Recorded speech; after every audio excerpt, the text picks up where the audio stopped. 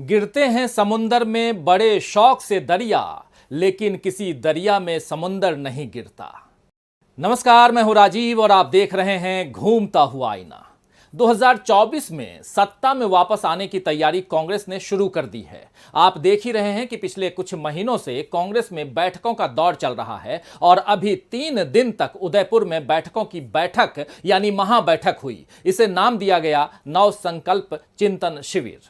यानी इस शिविर में चिंतन तो होना ही था, उसके साथ नव संकल्प भी लेने का फैसला लिया गया। और जहां नव शब्द आ गया है तो ये तय मानिए कि पुराने के दिन पूरे हो गए। तो क्या ये माना जाए कि कांग्रेस अब नए रूप रंग में नजर आएगी? क्या कांग्रेस की बागडोर अब नए हाथों में होगी? क्या कांग्रेस के पुराने बागियों की छुट्टी हो जाएगी और पार्टी के पास नए चेहरे होंगे? और इस सारे नएपन के साथ कांग्रेस 2 कार्यकाल पुरानी बीजेपी को सत्ता से क्या हटा ही देगी? इन सारे सवालों के जवाब अगले कुछ महीनों में मिल ही जाएंगे, क्योंकि इधर कांग्रेस का शिविर खत्म होगा और उधर बीजेपी अपनी तैयारियों में जुट जाएगी। वैसे बीजेपी तो बैठकें औपचारिकताओं के लिए ही करती है। उसे किस तरह चुनाव की तैयारी करनी है और कैसे संगठन चलाना है, यह सब पहले से तय होता है। कांग्रेस के बड़े नेता अपनी मनमानी करने और मनमाने बयान देने की छूट ले सकते हैं, इसीलिए वहां G23 जैसे समूह बन जाते हैं। जबकि बीजेपी में ऐसी कोई नौबत आने से पहले ही मार्गदर्शक मंडल में नेताओं को भेज दिया जाता है या फिर बड़े प्रेम से पद से इस्तीफा दिलवा दिया जाता है। बीजेपी की यह आंतरिक मजबूती या कहें कि अनुशासन उसको जीत का एक बड़ा कारण बनाता है।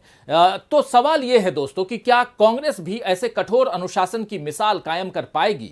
अगर कांग्रेस भी सदस्यों पर यह सख्ती दिखलाएगी तो उसे चुनाव में फायदा मिलेगा या नुकसान, यह देखना भी दिलचस्प होगा। वैसे कांग्रेस अपने स्तर पर चाहे जितनी रणनीति बना ले, उसका मुकाबला उस बीजेपी से है जो ध्रुवीकरण की यानी पोलराइजेशन की राजनीति की उस्ताद है और इसी के भरोसे चुनाव जीतते आई है। अभी भी देश में जो माहौल बनाया जा रहा है वो बीजेपी की गुजरात और हिमाचल प्रदेश की तैयारी ही दिखला रहा है। तो आइए दोस्तों, आज आईने की नजर से पड़ताल करेंगे कि कांग्रेस इस नव संकल्प चिंतन शिविर से किस निष्कर्ष पर पहुंचती है और उसके कौन से संकल्प पूरे होंगे। इसके साथ ही देश में फिर खड़े हो रहे मंदिर मस्जिद विवाद को भी डिकोड किया जाएगा आज कि इसमें चुनावी लाभ बीजेपी कैसे लेगी। शुरुआत लेकिन करते हैं कांग्रेस के चिंतन शिविर से, जहां उम्मीदों के नए दिए जलाने की कोशिश सोनिया गांधी ने की है। 13 मई को कांग्रेस के नव संकल्प चिंतन शिविर का आगाज कांग्रेस की अंतरिम अध्यक्ष सोनिया गांधी के उद्घाटन भाषण से हुआ। इस मौके पर सोनिया गांधी ने कहा कि संगठन में ढांचागत बदलावों की आवश्यकता है। उन्होंने कहा कि अभूतपूर्व परिस्थितियों का सामना अभूतपूर्व कदम उठाकर करना होगा। हम ये ही करने जा रहे हैं। हमें मिली नाकामियों से हम बेखबर नहीं हैं। सोनिया गांधी ने कांग्रेस नेताओं का आह्वान करते हुए और क्या कुछ कहा, आइए जरा सुनते हैं। हमारे लंबे और सुनहरे इतिहास में आज एक ऐसा समय आया है जब हमें अपनी निजी आकांक्षाओं को संगठन के हितों के अधीन रखना होगा। पार्टी ने हम सभी को बहुत कुछ दिया है। अब समय है कर्ज उतारने का।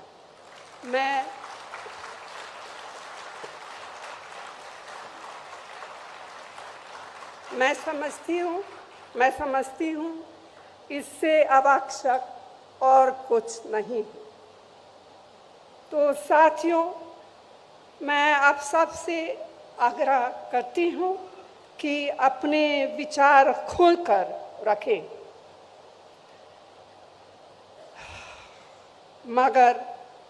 मगर बाहर सिर्फ एक ही संदेश जाना चाहिए, संगठन की मजबूती, दृढ़ निश्चय और एकता का संदेश।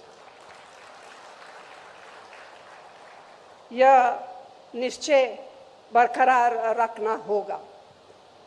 वहीं पीएम नरेंद्र मोदी और केंद्र की भाजपा सरकार पर जोरदार हमला बोलते हुए उन्होंने कहा कि मोदी और उनके सहयोगियों ने पोलराइजेशन को सरकार में स्थायी बना लिया है। लोग डर और असुरक्षा के भाव से जी रहे हैं। अल्पसंख्यकों को निशाना बनाया जा रहा है जो हमारे समाज का अभिन्न हिस्सा हैं। हमारे समाज के बहुलवाद को निशाना बनाया जा रहा है। राजनीतिक विरोधियों को डराया धमकाया जा रहा है। जेल में डाला जा रहा है, जांच एजेंसियों का दुरुपयोग किया जा रहा है, लोकतंत्र के सभी स्तंभों को नुकसान पहुंचाया जा रहा है। उन्होंने कहा कि जवाहरलाल नेहरू जैसे हमारे नेताओं के योगदान, उपलब्धियों और त्याग को नकारा जा रहा है। वहीं महात्मा गांधी के हत्यारों और उनकी विचारधारा को महिमा मंडित किया जा रहा है। सोनिया गांधी की तरह ही राजस्थान के मुख्यमंत्री अशोक गहलोत ने भी ध्रुवीकरण की बीजेपी की राजनीति पर कहा कि भाजपा के लिए लोकतंत्र कोई मायने नहीं रखता। ऐसे फांसीवादी लोग धर्म का नाम लेकर सत्ता पर काबिज हो गए। उन्होंने सांप्रदायिक झड़पों की हालिया घटनाओं का हवाला देते हुए प्रधानमंत्री मोदी पर निशाना साधा और कहा, प्रधानमंत्री नरेंद्र मोदी देश में शांति की अपील करने का नैतिक साहस नहीं जुटा पा रहे हैं। उनके पास नैतिक साहस नहीं है। अशोक गहलोत ने कहा, हम काम करते हैं, मार्केटिंग नहीं करते। लेकिन ये फांसीवादी लोग काम कुछ नहीं करते, सिर्फ प्रचार करते हैं।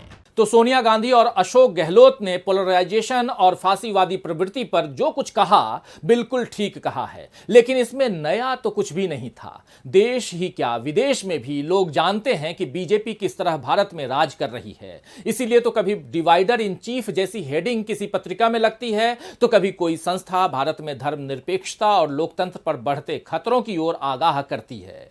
कांग्रेस ने भी उन्हीं बातों और आरोपों को दोहराया है जो अक्सर संविधान के हिमायती और दक्षिणपंथी ताकतों के विरोधी कहते रहते हैं, जबकि कांग्रेस को यह बताना चाहिए था कि इस पोलराइजेशन और धर्म की राजनीति का जवाब वो किस तरह से दे सकती है और कैसे देश को बचा सकती है। देश में बहुलतावादी संस्कृति को बचाए रखने का कोई रोड मैप इस नवसंकल्प शिविर के जरिए कांग्रेस को देना चाहिए था, लेकिन नई योजनाओं की जगह कांग्रेस पुरानी बातों में ही उलझ रही है। ऐसे में इस चिंतन शिविर का हश्र क्या होता है ये देखना होगा। वैसे जब जब भी राजनीतिक उथल पुथल हुई है, तब तब कांग्रेस में ऐसे ही चिंतन शिविर होते रहे हैं और ऐसे चिंतन शिविर लगाकर कांग्रेस अपनी राह तलाशती रही है।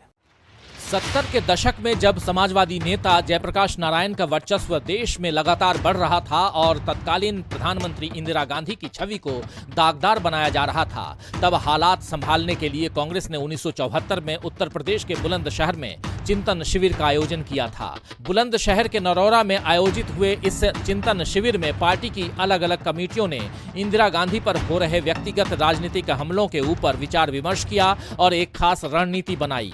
हालांकि इसका असर नहीं हुआ और इंदिरा सरकार की लोकप्रियता गिरती गई, जबकि विपक्ष हावी होता गया। नतीजा ये रहा कि इंदिरा गांधी को देश में आपातकाल की घोषणा करनी पड़ी और 1977 के लोकसभा चुनाव में कांग्रेस पार्टी को करारी हार मिली।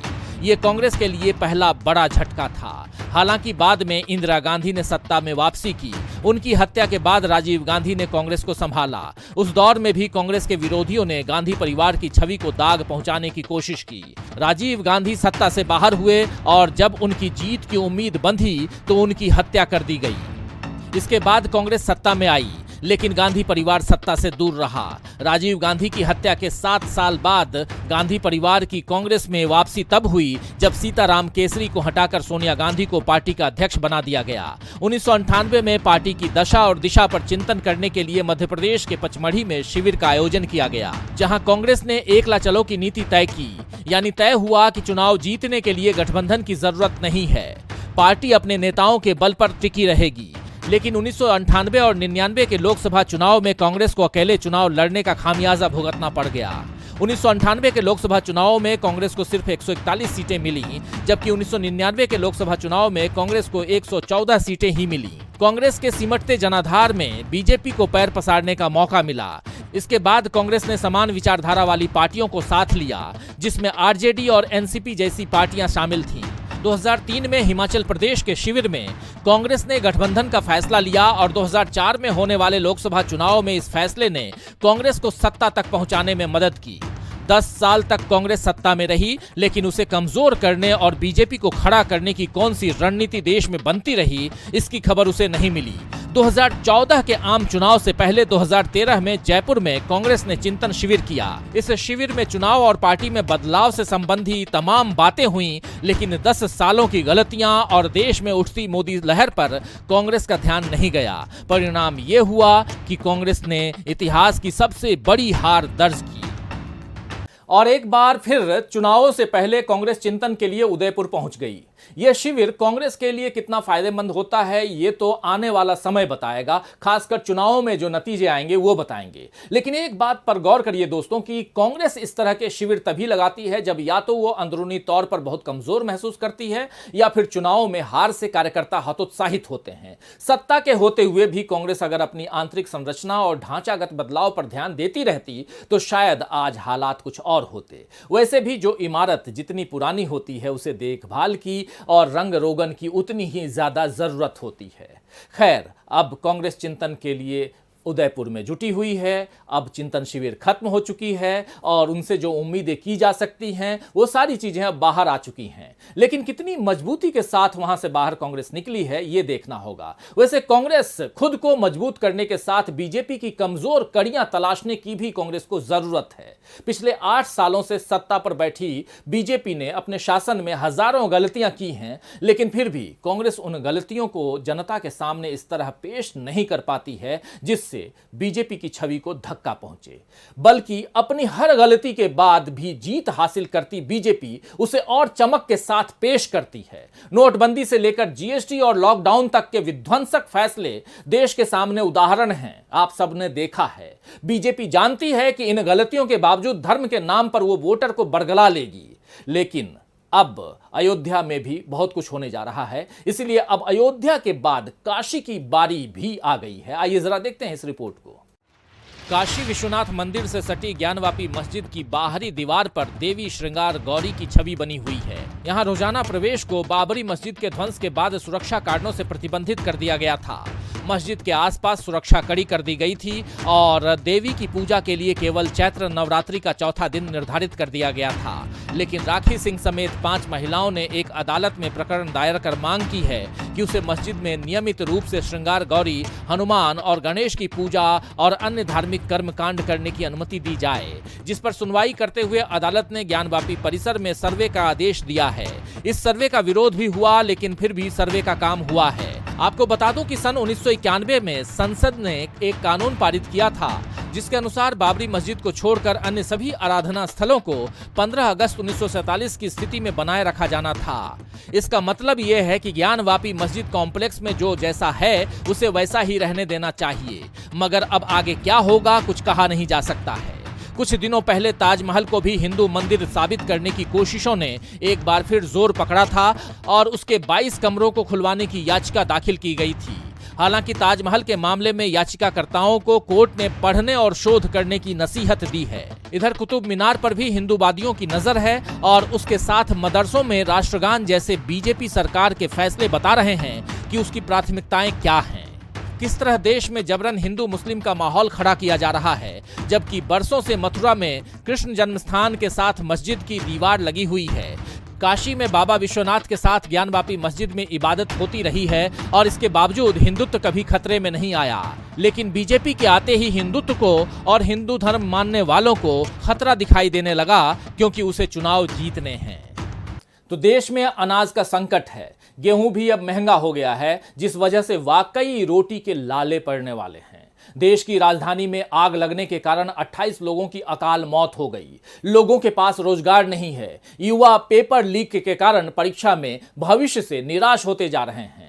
डॉलर की कीमत के मुकाबले रुपया काफी नीचे गिर गया है। जीवन में मुसीबतें पहले से अधिक बढ़ गई हैं और आम लोग अब भी केवल ऊपर वाले की मेहरबानी का इंतजार कर रहे हैं, क्योंकि जिस बीजेपी को सत्ता सौंपी है उसे लोगों की रोजमर्रा की तकलीफों से कोई वास्ता ही नहीं है। वो जानती है कि कैसे धर्म का बखेड़ा खड़ा करके जीतना है, चुनाव जीतना है। इसीलिए असल मुद्दों पर चर्चा की जगह किस इमारत के नीचे क्या रखा हुआ है, इसे सबसे अहम मुद्दा बना दिया गया है। वैसे तो जिस देश की सभ्यता हजारों साल पुरानी हो, वहां एक के ऊपर दूसरे अवशेष मिलेंगे ही, तो कहां तक खुदाई की जाएगी और किस हद तक तोड़ फोड़ की जाएगी, ये सब आप समझ सकते हैं, देख सकते हैं, महसूस कर सकते हैं। खैर, अब चुनौती कांग्रेस के सामने है कि वो भी बीजेपी के हिंदुत्व के जवाब में हिंदुत्व की राजनीति करे या फिर लोगों के सामने नई राह बनाए।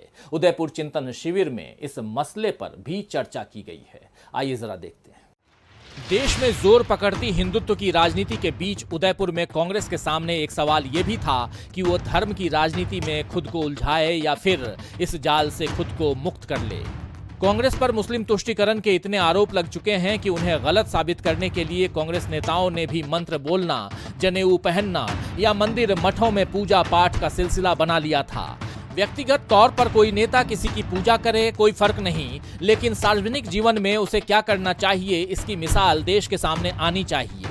इसीलिए कांग्रेस के सामने ये बड़ी चुनौती है कि वो किस तरह आरएसएस और बीजेपी की राजनीतिक सोच का विकल्प देश के सामने रखे। खबर ये भी है कि कांग्रेस ने एक प्रस्ताव तैयार किया है जिसके मुताबिक कहा गया है कि कांग्रेस को हिंदुत्व के नैरेटिव में ना फंसकर उससे अलग विकल्प देना चाहिए और उस दिशा में राजनीतिक संघर्ष आगे बढ़ाना चाहिए।